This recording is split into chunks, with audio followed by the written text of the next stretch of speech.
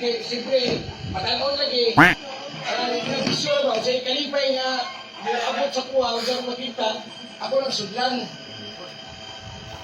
Dapat ang tayo nagtigsunan, nga, nagtaas na akong pangidaron, dahil milagro ang Ginoo nga gihatag sa kuha.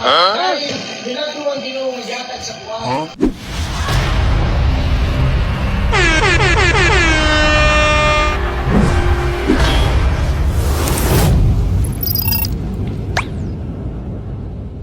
Sa linintag na sa kahaponon mga igsunan sa adlang ipapulay, ang sunod na itong magsusulti, usanis siya kadating RCC mga igsunan.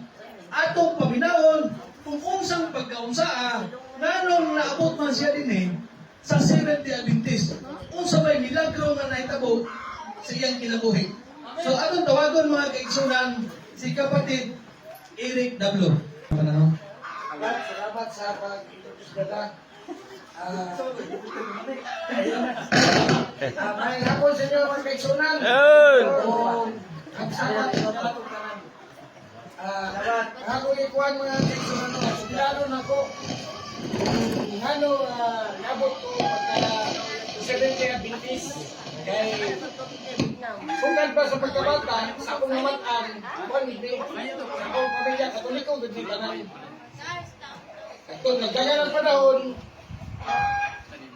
nakasunod ka, elemental pa lang ng kaigsunan, sunod na kuha ng kabisyo. Akong kaugalingon. Nagdagan mga panahon, high school, college, mariga ko na kung kuhan. Pero sa una mga kaigsunan, wala ka ito'y pagtagad, ginatawag na itong kadinoo. Ang sakon muna, siyempre, patanon lagi, nabisyo ba, sa kalipay nga, abot sa kuha, hanggang makita, ako nagsudlan. Dapat ang tayo nagtigsunan, nga, nagtaas na akong pangidaron, dahil milagro ang Ginoo nga gihatag sa kuha. Natagan ko niya, usa ka kapita sa kinabuhi, born Adventist. Ang sitwasyon ng mga kaigsunan sa akong libanan, dili ba kung ka makasal, dili ka makuan sa Adventist. Mato na, isunod ko, i-Bible studyhan ko sa Braliman. Dito na, hinihinag ka, kuhan akong una-una, nga inani dahil di ay, inani, mag-repress na, pero ang akong kaugaling, unahan nga po, akong fix mo, unahan nga po sa kalibutan nga buhat nga binatan. Pero naabot nga tayo nga gikasal na ni. Sa aming pagkasal, kami doon, nag-istoryahan namin sa akong asawa nga hangyo sa sakuha nga kasal namin, magbuo namin pamilya, hangyo sa sakuha nga undangon nila na ako ang mga bisyo. Pero sa akong kaugalingon, bukad sa akong una-una, kung sa akong kaugalingon na undangon, baka mo ko naman anak ko, gikan pag settings elementary, muna lang pagkakatan sa akong kaugalingon. Ang akong style, lang, ako na siyang tando para di may mag-away, pero nagpadayon na yapon ko sa akong bisyo. Abot ko lang tayo mga kaigsunan, nga gitagaan ko pagsulay sa Ginoo. Abot ko nga 2012, 2012, tagaan ko pagsulay sa Ginoo nga bukat ka pagsulay. Nagkalam cancer ko sa akong kaugalingon. Pero mula sa akong pagkasikap man ko na dito sa ospital, sa San Pedro Hospital, akong pagtuo, TB lang akong kasi tuberculosis lang ba. Diwa ko gano'n nga lung cancer na dihay. Dito na iba ang lung cancer ko, itong CT scan na dito ko. Dili na, ang akong ubo, akong kwan, dili na ako makakalang, sakit na kayo ubo, permanente na, continuous na akong ubo ba. Magkaisunan, pagkaibalo na mo, pagsulti sa doktor sa San Pedro Hospital, dito pa lang dahil pagsulti sa espesyalista sa San Pedro, nakulatan ako sa kong kaugalingon nga mo tayo gisulti sa kuha. Paguban, giingan ba ko sa espesyalista kong doktor nga, Sir, ipadali na ang imong kuhan nga magkuhan ka biopsy. Bali, paano na kong likod?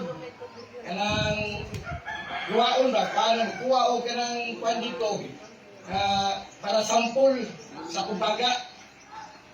Mga kaisunan, mukumog sa dili, layo nga bakasyon, kabis ko asawa. Gikan sa San Pedro Hospital, padulong sa kanto Guerrero yang gurin, dudagan ng mga isang kilometro ko nga, ibaklas na naghila ko. Kaya wako ka-accept kung kaugalingon ba nga lang cancer. Kato pong higayon na mga kaisunan, ningon po yung espesyalista, gitaningan ko niya unom kabulan. Tungod sa result na ko sa CT scan, kaya tulong na daw ka, ano tulong na itubos kong baga. Wako kadawat sa kaugalingon. Ako kapos balay, ay may sunan sa asawa, suntin ako sa kong pamilya. Wala nagwala sa kong pamilya, pa primero, kaya matabang na na. Pero wala ko damas kung kagalingon magkisunan nga. Nagtagal ang panahon, sa sunod sa unong kabulan, nagkahinay na ang akong lawas. Di na kay mudawat ba? Naibalan pagod na ako, pagsunod na po kay pagsulay, February, di ko makalimot sa pizza, ug sa tuig, February 2012, na diagnose ko nga nakoy lung cancer stage 4. Pagka March 3, 2012, nakabalo ko din nga akong asawa, buntis ug 3 ka bulan. Bato, naanak ko sa kagalingon 3 ka bulan. Ako lang gikunkuhan ba, kung gi-analyze ko na ko ba nga, uy, kagalan kong 6 months, kagalan ko 6 months, sa doktor na kasunan. Ikwinta na ko, bulan pa lang sa August, murag, kuha na yun, murag, delikado na akong kaimta na to ba. Masulod sa kong una-una, kung maunsa na akong kinabuhay ng August 2012, September, kanang nga pizza 2012, manganak ko na akong asawa. Mawag nga, at di, istorya, balik kami istorya sa asawa, sa pamilya. Kay, gusto lagi sa doktor, pagbalik, nibalik sa San Pedro Hospital, gusto lagi sa San Pedro sa espesyalista sa doktor na madali ko biopsy. Eh para na kuan kung saan lagi ang kuan sa kong kaimtang sa kong kuan ba sa bukol sa kong lungs ba. Niingon akong pamilya.